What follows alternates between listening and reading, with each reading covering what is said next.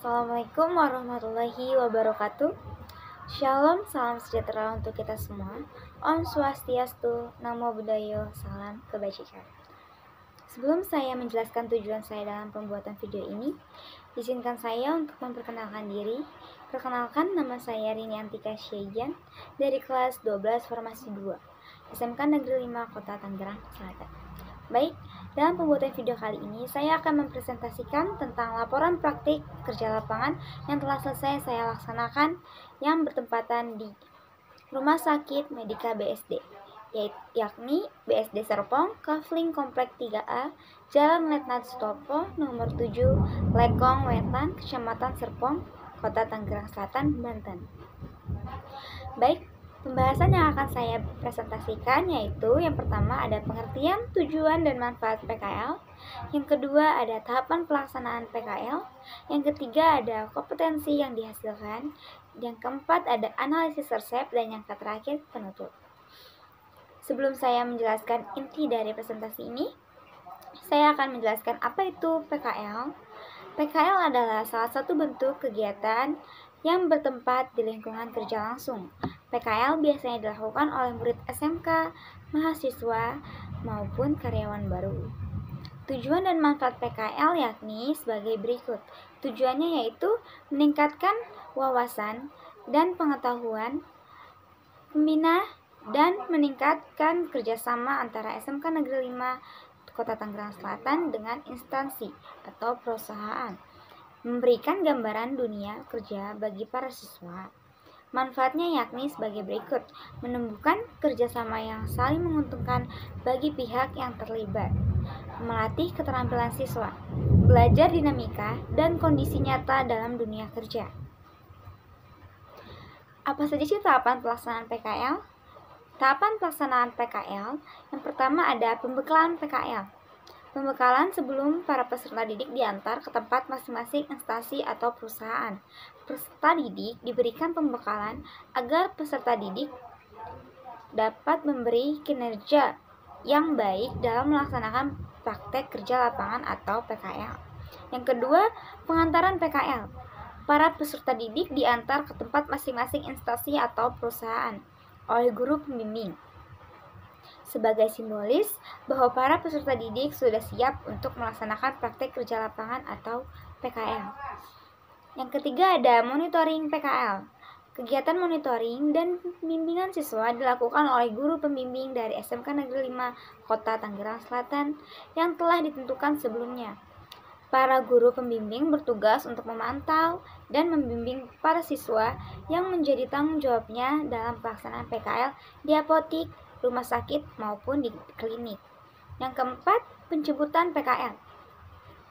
Para peserta didik dijemput dari tempat masing-masing instansi atau perusahaan oleh guru pembimbing, sebagai simbolis bahwa para peserta didik sudah selesai melaksanakan praktek kerja lapangan atau PKL. Yang terakhir yaitu yang kelima, pelaporan pelaksanaan PKL. Pada tanggal 2 Januari 2023, praktikan mulai melaksanakan PKL.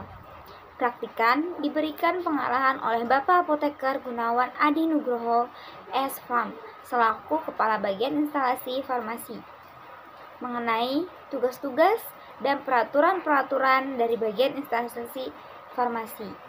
Sebelum masuk dalam pada penjelasan mengenai tugas praktikan di bagian farmasi, praktikan mendapatkan pengetahuan mengenai proses penyerahan obat dalam instansi farmasi Rumah Sakit Medika BSD, yakni yang pertama, alur rawat inap yang ada di instalasi farmasi Rumah Sakit Medika BSD. Yang kedua, alur rawat jalan yang ada di instansi farmasi Rumah Sakit Medika BSD. Yang ketiga, alur penerimaan barang dari PBF yang ada pada bagian gudang obat. Yang keempat, cara meracik obat yang baik dan benar dalam sediaan kapsul, puyer, sirup, dan lain-lainnya. Yang terakhir, yang kelima, yaitu menyusun obat pada bokal atau rak sesuai dengan abjadnya. Baik, kompetensi yang dapat saya hasilkan dalam praktik kerja lapangan sebagai berikut. Yang pertama, mengetahui jenis-jenis obat serta kegunaannya. sehingga dapat menyiapkan obat dan alkes sesuai dengan resep untuk pasien rawat jalan maupun pasien rawat inap. Yang kedua, dapat menghitung dosis racikan dan meracik obat dalam sediaan kapsul puyer, sirup, dan salep. Yang ketiga, dapat membuat salinan resep, memberikan etiket dengan benar, dan membuat form pulang untuk pasien pulang. Dan yang keempat, mengerti penyusunan obat secara jenisnya. Yang kelima, melakukan distribusi obat kepada pasien rawat inap. Yang keenam, dapat mengarsip resep. Yang ketujuh, menerima barang datang dari BBF. Yang kedelapan, menerima obat retur dari perawat serta mengembalikan ke bokal obat. Yang kesembilan, dapat memberikan stiker pada obat-obat high alert atau obat dalam pengawasan khusus. Yang kesepuluh, merapikan serta menyusun faktur. Berikut adalah analisis resep yang telah saya lakukan. Dalam resep yang saya analisis tersebut, yaitu pasien yang mengidap penyakit tuberkulosis. Yang pertama, menggali riwayat pasien. 1. Data pasien. Nama pasien yakni Hasna dengan nomor MR-nya 163516 dan jaminan pembiayaan yang dilakukan oleh pasien yaitu bersifat pribadi. Kondisinya yaitu atau penyakit yang diidapnya tuberkulosis atau TBC. Yang kedua, riwayat pengobatan. Dalam riwayat pengobatan yaitu ada obat etambutol, pirazinamid, rimpapisin, dan kurkuma. B. Scanning resep. Administratif atau kelengkapan resep. Yang pertama ada inscription atau identitas dokter. Nama dokternya ada, SIP dokternya tidak ada, alamat dokternya tidak ada, nomor teleponnya tidak ada, tempat dan tanggal penulisan resep ada. Berikutnya ada invocatio atau yang terdapat tanda resep di awal penulisan resep atau tanda R-nya ada. Berikutnya prescriptio atau ordinatio, nama obatnya ada, kekuatan obatnya ada, jumlah obatnya ada. Berikutnya signatur. Yang pertama ada nama pasiennya ada, jenis kelaminnya tidak ada, umur pasiennya tidak ada, berat badan pasien tidak ada, alamat pasien tidak ada, aturan pakai obat ada, ITER atau tanda lainnya tidak ada. Yang terakhir ada subscriptio, yaitu tanda tangan atau paraf dokternya tidak ada. Kesimpulannya yakni resep tersebut dinyatakan tidak lengkap. Resep tidak lengkap karena tidak mencantumkan informasi mengenai alamat pasien, berat badan pasien, jenis kelamin, dan umur pasien. Cara pengantasannya yakni sebagai alamat berat badan, jenis kelamin, dan umur pasien dapat dinyatakan langsung kepada pasien atau keluarga pasien pada saat PO. Berikutnya ada karakteristik obat. Yang pertama ada obat etambutol dengan komposisi etambutol 500 mg. Lalu ada indikasinya, terapi penyakit tuberkulosis paru yang resistensis. Dosisnya yaitu penggunaan obat ini harus sesuai dengan petunjuk dokter. Dosis lazimnya yakni 15-25 mg per kilogram berat badan per hari dosis tunggal. Pasien yang belum pernah diobati dengan obat ini anti tuberkulosis, penggunaannya sebagai 15 mg per kilogram berat badan per hari dosis tunggal.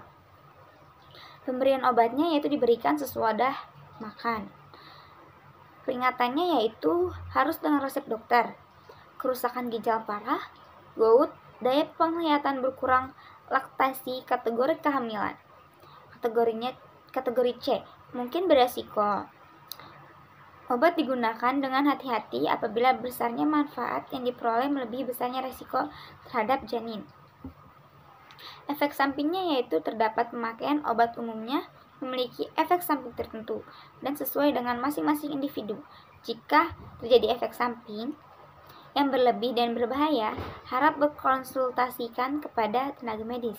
Efek samping yang mungkin terjadi dalam penggunaan obat adalah neuritis retrobulbar dengan penularan daya penglihatan, skotoma sentral, buta warna hijau dan merah, ruam alergi, gangguan gastrointestinal,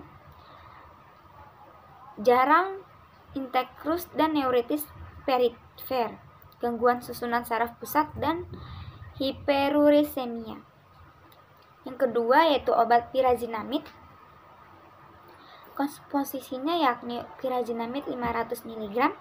Indikasinya untuk pasien yang telah terdiagnosis tuberkulosis melalui pemeriksaan penunjang seperti pemeriksaan radiologi atau pemeriksaan dahak. Dosisnya yaitu dosis pirazinamid 20 sampai 30 mg per kilogram per hari pada pemberian pirazinamid yang rutin setiap hari. Dosis dapat diberikan 25 mg per kilogram hari, sedangkan pada pemberian pirazinamid secara intermiten atau 3 kali dalam seminggu dapat diberikan 35 mg per kilogram per kali. Pemberian obat pirazinamid dalam bentuk obat tunggal sebaiknya dikonsumsi bersama makanan atau segera sesudah makan. Peringatannya yaitu pirazinamid hanya boleh digunakan dengan resep dokter. Efek sampingnya terdapat nyeri sendi atau otot, mual atau muntah, hilang nafsu makan, serta lelah. Yang keempat yakni ada obat kurkuma. Komposisinya yaitu kurkuma FCT, indikasinya untuk membantu memelihara kesehatan fungsi hati, membantu menjaga daya tahan tubuh, serta membantu memperbaiki nafsu makan. Dosisnya yaitu 3 kali sehari, 1-2 tablet. Pemberian obatnya diberikan sesudah makan. Peringatannya sebelum minum obat ini, ada baiknya Anda beritahu dokter atau apoteker apabila Anda alergi terhadap obat lain atau kandungannya yang ada pada kurkuma FCT tablet. Memeriksa label atau tanyakan pada apoteker tiap daftar kandungan obat ini. Efek sampingnya terdapat yaitu mual, diare, pendarahan pada organ-organ dengan kondisi kesehatan tertentu seperti batu ginjal atau penyakit autoimun. Dan yang terakhir ada obat rifampicin dengan komposisi rifampicin 450 mg. Indikasinya untuk tuberkulosis dan lepra. Dosisnya untuk tuberkulosis dewasa 450 sampai 600 mg per hari sebagai dosis tunggal, maksimal 600 mg per hari. Untuk lepra, dewasanya 450 sampai 600 mg per hari. Pemberian obat rifampicin sebaiknya dikonsumsi saat perut kosong, yaitu 1 jam sebelum makan atau 2 jam setelah makan. Peringatannya yaitu beritahu dokter jika Anda sedang menggunakan obat lain termasuk suplemen dan produk herbal untuk mengantisipasi interaksi obat. Beritahu dokter juga jika Anda sedang hamil, menyusui, atau merencanakan kehamilan. Beritahu dokter jika Anda sedang menggunakan pil KB sebelum mengkonsumsi rifampicin. Efek samping yang terdapat yakni warna urin, air liur, keringat, air mata, dan gigi menjadi kemerahan. Sakit atau rasa panas di perut bagian atas, kembung atau hilang nafsu makan, mual, muntah, atau diare, serta demam. Berikutnya yaitu penyerahan dan pemberian informasi obat atau PO, komunikasi informasi edukasi atau KIE, dan konseling. A. Informasikan mengenai nama obat, aturan pakai, kegunaan masing-masing obat, dan cara penyimpanan yang benar. B. Obat yang diberikan harus diminum secara teratur agar terapi pengobatan yang diinginkan tercapai. C. Jika gejala sudah tidak dirasakan lagi, maka pengobatan dapat dihentikan. Nama obatnya yaitu ethambutol, pirazinamid, rifampicin, dan kurkuma. Kegunaan obat atau outcome terapi yang diharapkan. Ethambutol yaitu terapi penyakit tuberkulosis paru yang terresistensi, pirazinamid untuk pasien yang telah terdiagnosis tuberkulosis, rifampicin untuk tuberkulosis dan lepra, kurkuma untuk menjaga daya tahan tubuh, serta membantu memperbaiki nafsu makan. Aturan pakainya yaitu untuk obat ethambutol 1 kali sehari 3,5 tablet, untuk pirazinamid 1 kali sehari 2 tablet, untuk rifampicin 1 kali sehari 1 tablet, yang terakhir untuk kurkumanya 3 kali sehari 1 tablet. Waktu minum obatnya sesudah makan. Cara pakainya, diminum melalui mulut dengan segelas air putih. Penyimpanannya, simpan tablet di tempat yang kering. Pada suhu kamar 25 derajat Celcius, terlindung dari cahaya matahari langsung. Yang ketiga ada monitoring. Hal-hal yang perlu dimonitoring yakni A. Kondisi pasien, gejala yang dirasakan pasien semakin membaik atau tidak. B. Memeriksa kemungkinan terjadinya alergi dan efek samping. C. Kepatuhan pasien dalam meminum obat. Yang keempat ada evaluasi. A. Keberhasilan terapi, pasien sembuh atau tidak, gejala atau keluhan hilang atau tidak, pasien dapat beraktivitas seperti biasa. B. Ada atau tidaknya gejala atau keluhan dan penyakit lain yang timbul setelah atau selama pengobatan. Baik, demikian isi presentasi saya kali ini. Semoga apa yang saya sampaikan dapat bermanfaat bagi kita semua. Jika ada kekurangan mohon dimaafkan, karena kesempurnaan sungguh hanyalah milik Tuhan saja. Saya Rinantika Syagian, mohon pamit undur diri. Wassalamualaikum warahmatullahi wabarakatuh.